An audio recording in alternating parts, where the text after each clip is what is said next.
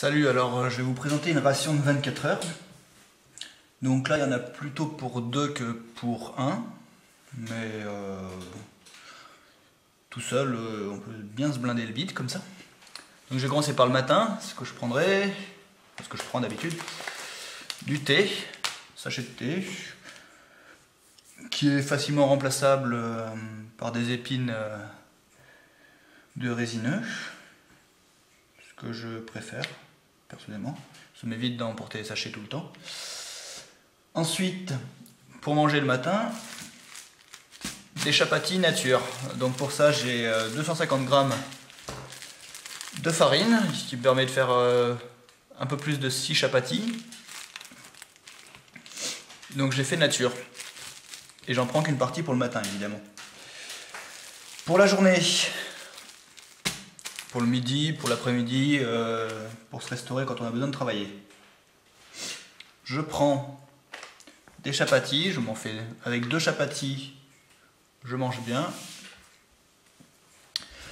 Mais je les sale. Pour cela, je prends un bouillon de poule que je mélange à la farine avant de faire mes chapatis. Ce qui donne un goût très bon. Ça change du matin où c'était nature.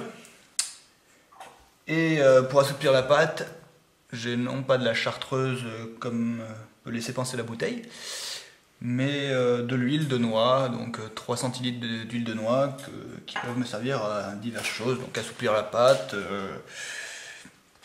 mettre de l'huile sur la pierre pour faire cuire les chapatis, ou encore s'en servir pour faire des bougies ou n'importe quoi, pour aiguiser un couteau, à vous de voir. Enfin, le soir, donc là, si j'arrive à manger tout ça de chapatis entre le matin et midi, je pense que j'ai déjà bien le ventre plein. Le week-end dernier, j'en ai mangé 4 dans la journée, j'avais plus faim du tout. Et pour le soir, là c'est plutôt un repas de 2 personnes, voire 3. Donc il y a 200 g de pâtes que je mélange avec une soupe